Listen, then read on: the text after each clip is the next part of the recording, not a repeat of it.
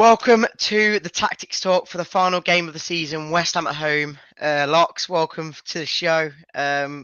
Before we do get into the lineups and what we think the team should be going into tomorrow's match, what was your kind of take on this game? And obviously, I know that you're not the biggest confidence guy for staying up this year because of the game we've got tomorrow and everything that comes around with it. But what's your kind of take going into this game? Well, I feel like we've said, cup final for weeks and weeks and weeks. Every game recently has been a cup final, but this is the actual cup final. This is like a playoff game, if you like. So, yeah, I mean, look, all we can do is our job. I'm, the team I've gone with today, who I think should start tomorrow, I think is good enough to win the game. But, it's not all on us. We've got, other factors like the Bournemouth game as well. So, yeah, fingers crossed, everything goes our way. But, we're not in control. Yeah, like I said, we'll go through the team like position by position each. So we don't have to go straight through it all in one go. But like we say with the West Ham game, we're hoping that West Ham do drop players, so it might be a bit easier for us going into the team. But again, it's a hard one, isn't it? So going into the keeper spot, there's only one choice, isn't there? There's not. Danny Ward's just not going in that side, is he? But for me, it's going to be Iverson, of course.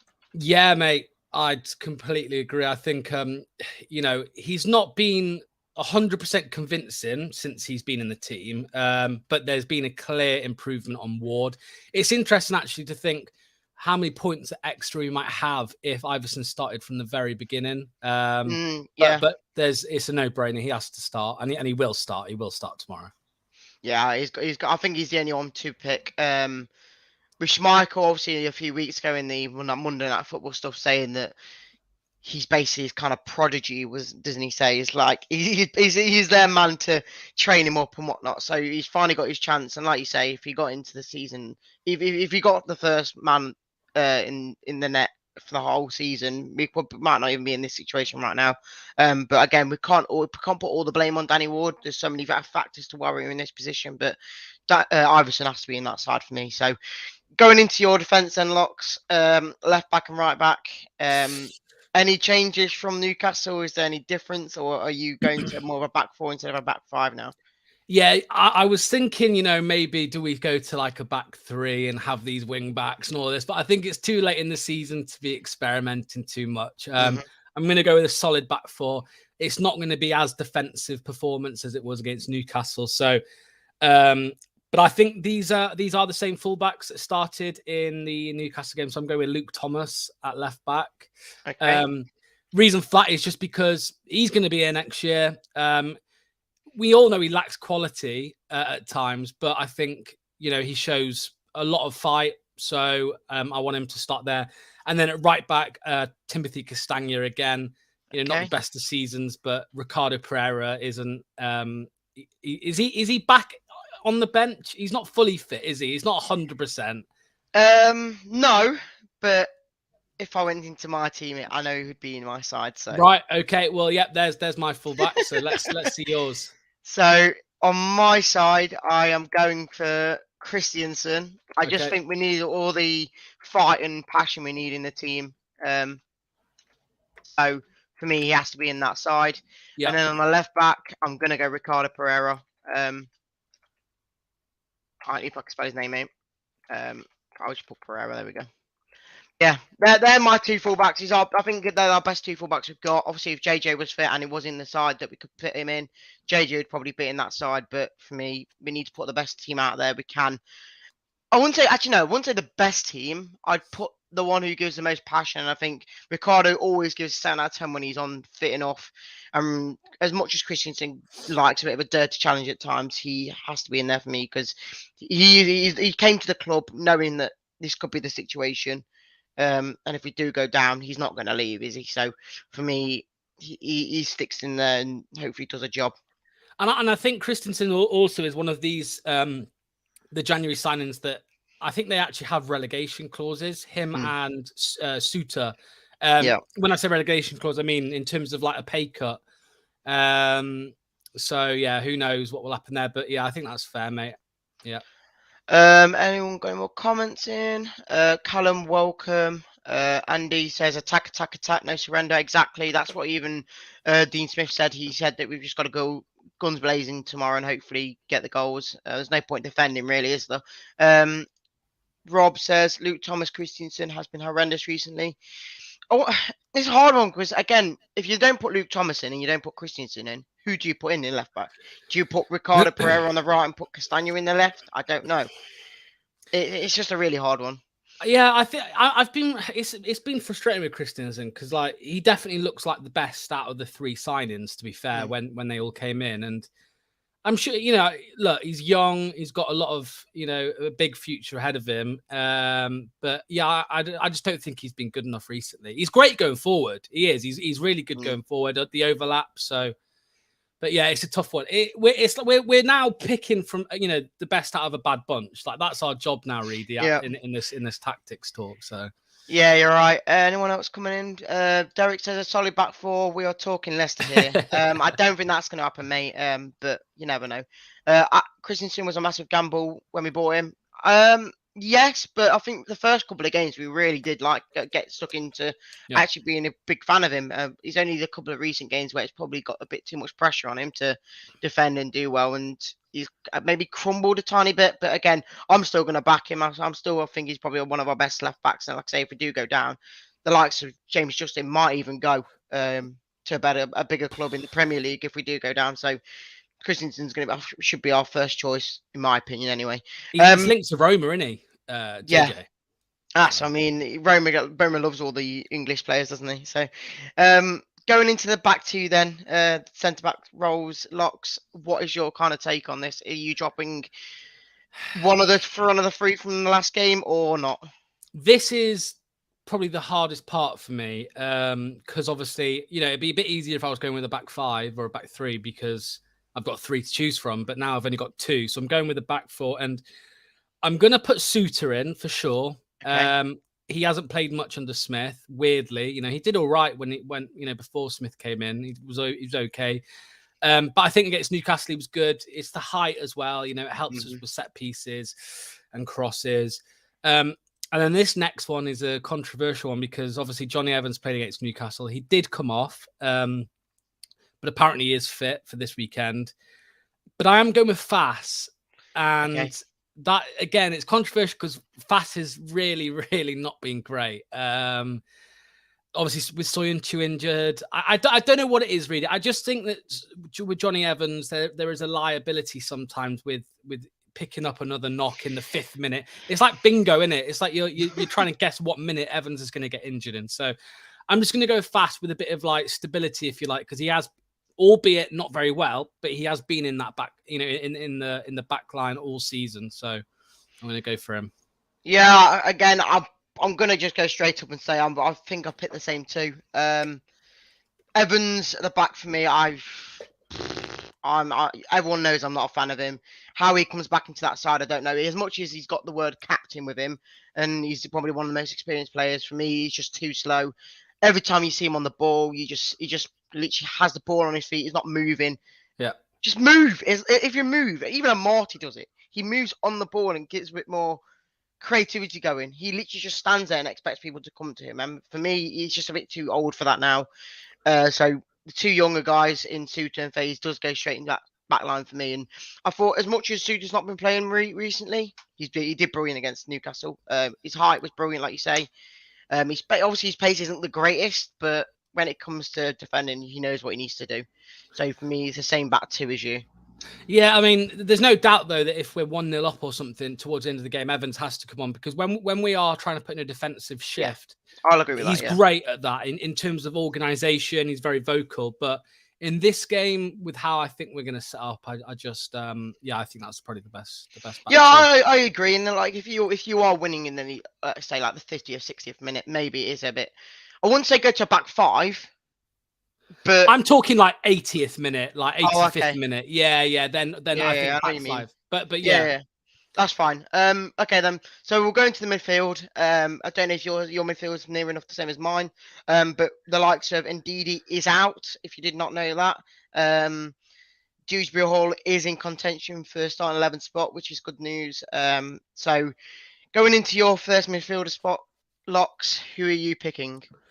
Well, I want to change the formation, mate. Yep, If go you can for it. do that for me, I'm going with a two centre midfields, two centre midfielders, and then a number 10. So that's so Yep. 4-3-3. So your first one is going to be Nampalys Mendy, mate.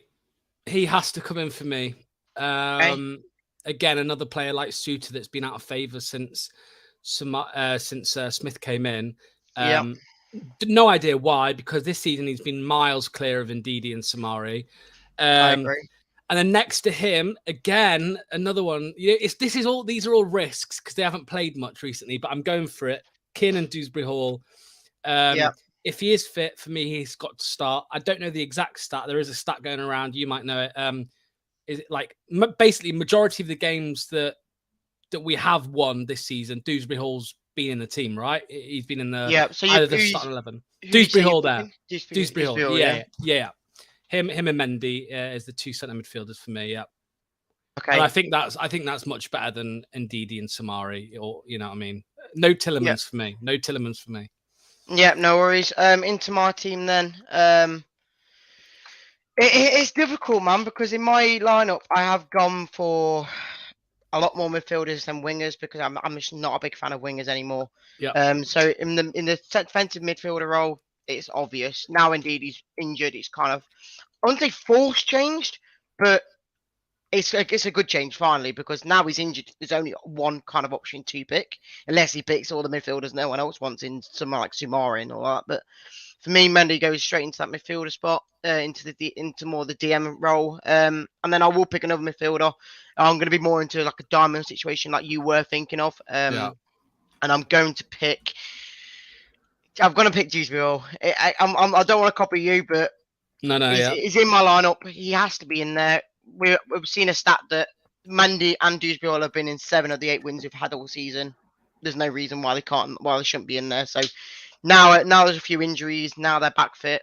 They have to be in that side for me. And there's no doubt about it that if them two are in, there's more chance of winning than we haven't got a chance for winning, basically. So yeah, your third midfielder, or are you going for more of an attacking role now? Third midfielder in the number 10, so attacking midfield. I'm going to go with James Maddison. Yeah, you already know. I already know, mate. There you go. Yeah, I just think he didn't play and he didn't start the game along with Barnes, obviously in the Newcastle game, but there was a reason for that. I think there was a lot of talk before the game, maybe he's going to Newcastle, so that's why, or he's not mentally up for it, but. I think we know now it was just because we were going with the back 5 and we wanted to be as defensive as possible. And then Maddison was to come on afterwards and impact the game. So for me, he starts tomorrow. And I'm happy with that midfield, mate. I'm happy with that. Yeah. Again, I'm not going to deny. I think both of them two defensive midfielders have to be in there. And then as much as I'd say, it's hard to say to drop Maddison. It's like Yuri. Again, people say, Yuri's been bad. Yuri's been good. Yuri's the quality of the fight. For me, Yuri just doesn't get in there because he's, like I say, he's leaving after this game. So what's the point in putting him in there? Maddison's still got a year on his contract. Yes, people are saying that he probably will leave this year. If we do go down, or even if we don't go down, he might go anyway. But he's one that he's there for that key moment that if the ball goes through right, he's going to put the ball in and he's going to score. So, or even assist the goal. So for me, you can't not drop him. My team, I'm going for another midfielder. I don't want to put him in, but Yuri. I want to pick Sumare, but I'm going to get slated for him if I do put him in. I think I want Sumare to be in there, but for the position we've got with Mendy in the DM role with Dewsbury Hall, you need somebody who's got good passing. Sumare isn't the greatest at passing, is he? I think even Dewsbury Hall is not the greatest at passing, so I want somebody in that midfield he can pass the ball through the box, through the defense into the attack. So for me, Yuri Tillemans does go in there. As much as I'm not a big fan of him, and I've just said that he's leaving in one game, I need him in there for the quality of the passing. But yeah, and before we get into the attack, I'm going to just put Maddison in. There's no point even waiting for that. Maddison gets in that side into the more attacking role before we do get into the attack. Lox, now it's time for the attacking force that gets into West Ham's back line. Give me them.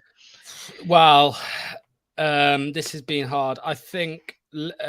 So yeah, there's mine. So if you put a left winger in there, I'm going with Harvey Barnes. Yeah. Again, another one that was dropped against Newcastle, but just for the setup, really. Look, he's so inconsistent. He can't really he can't get a good run of form together. But on a one-off game, a one-off shootout, really, which this is, it's just one-off final. I think, I'm going to go with him just because of the quality that he can bring. And then just the right-hand side, a right winger. This is a tough one, but I might get a bit of stick. I am going to go with Patson Daka. My goat. Tete for me, yeah. My goat. Tete for me is, look, he's young. I'm sure he's got potential. It's hard for a player of that type of player to come into a relegation fighting team and pull out performances. We saw it against Villa, but we haven't seen it since then, really. So I'm going to go with Daka just because of the pace. It kind of worked against was it Wolves, the game we won, where we kind of went with Vardy, Iheanacho and Daka. Again, lacks a little bit of quality in the final third, I suppose, but just the energy levels, really, and the pace. I think that's why I've gone with him. Yeah, I'm gonna wait for your strike because we know probably who it is, but going into my team in the attack, there's only 2 spots left. I've got to pick from 3 strikers basically. Kel has to be in there if he's fit. We've missed him the last few games since he's been injured, but as much as he wasn't the greatest against Newcastle, no one was great because no one really got an attack on. But Iheanacho has to be in there for me. Has he just link up the play? He holds the ball up and he does well. And then before you put your last striker in, I'm gonna put Vardy in. As much as I love Daka, I love Daka.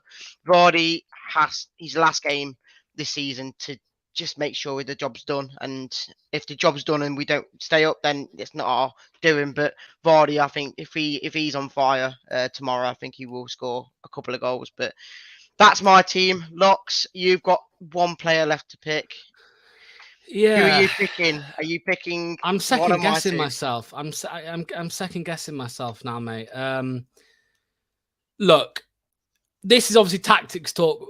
What I want to see and what I think will happen, obviously, are 2 different things. But if we're going off what I want to see, I'm putting straight up there number 9. Well, not number 9, Jamie Vardy, but I mean in the number 9 position, Kelechi Iheanacho. People will disagree. I just think that, you've got Vardy still as an impact sub if we need him. I just think that's probably the best front 3 to try and get us the win. Easily you could put Vardy in there and have Iheanacho as an impact, but I just think, hopefully he's a bit more ready as well, Iheanacho, compared to last week. That's what I'm going with, and Vardy is the impact.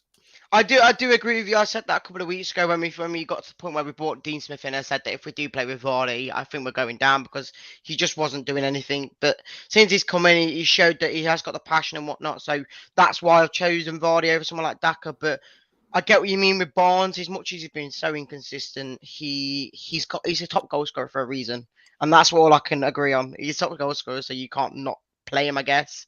As much as I'm not a big fan of him, but again, the team is near enough the same, obviously, other than the fullbacks. I think it's basically the same. Obviously, the attack's a bit different, but that is your team. That is my team. Guys, obviously put the comments in who your team would go for. Graham does agree with me. He also says, sorry, Lox, for not picking you. Andy Medhurst says Barnes, Vardy and Nacho up front. Again, I won't be opposed to that. Barnes, obviously, again, he's top goal scorer, and then you've got Nacho and Vardy both to play up top. So you've got to go all out to get the goals. There's no point playing defensive to draw out the game when you can't draw tomorrow, can you? Definitely Mendy and KDH, people agree, and I think that's the only option you have to pick tomorrow, isn't it, Lox? Yeah, again, it just worries me because I just don't think it will happen. Just because I think at this stage it is probably a risk, just because they haven't really played together much recently. But again, one game shootout. I think I think you've just got to go with the team that gives you the best chance of winning. And I think either of our teams do that rather than a midfield of Samari, you know, obviously Ndidi's out anyway, but Samari, Ndidi, and Tillemans, I just don't think that's going to cut it really, that midfield. So No, I think I both agree. of our midfields are great. Both of our midfields are really good. So. I like to say the only reason I've picked Yuri Tillemans is because of the passing quality. Yeah. Like I say, I wouldn't have him in there. Normally, I'd probably put someone the likes of Pratt, but because we've not seen him in the side anywhere at all for the last couple of games, he's not going to get picked, is he? So for me, I only picked somebody who I pretty much know he's going to be in that team for the last game of the season. But that is our team's Lox. I'm guessing you're happy with yours. I'm happy with mine. We probably won't see exactly what we've put because it's not going to happen. But appreciate you all coming in. Swap Barnes with Tillemans, and I agree with you, Reedy. Again, that means you probably go to more of a winger side, kind of side, and I'm not too fond of wingers. If we play with the fullbacks, play more attackive and play with Christensen and Ricardo go up top, and then someone maybe like Mendy drops into that more middle centre back role when we do go attackive, then I'd be happy with that. And Derek does say, you know, Smith, he'll pick Samari and Barnes. Probably. We know probably will. But that's why the Tactics Talk gets our views on the formations and teams, then given just going to half free tomorrow and just seeing the team news and being exactly the same as what we all think. But yeah, like, I wouldn't even mind Samari coming in for maybe Tillemans, but I just think Dewsbury Hall and Mendy have to be in there. It's just Well, what I can say, the stats don't lie. They've both been in the games when we've won games. You have to put them in if you want to win this game. The aim of tomorrow's game is win. There's no way about it. You have to win. So these two have to be in there for both of us, and even in most of the fans of Leicester City. So, and then the last comment of the show would be Chris saying, "Play Ricky as a winger." Everyone says it to me. I just don't think he's as much as he actually does have a more of attacking threat. He's still one of our best fullbacks. As much as he gets injured a lot, I still think he's probably our best fullback we've got in the club. That's just me. I think we've been talking about Ricardo Pereira as a winger for about 4 years, and it's still not happened. So I don't think it will ever happen. No. I don't even see him being here that much longer, to be honest with you, mate. Because I just think he's on his way. His injuries and stuff just can't really. He can't string a full season together. So it's a shame because what a talent he was. If he carried on at the level he was in 2019 or 2018, 2019, he was set to be like the best right back in the Premier League, the way he was playing.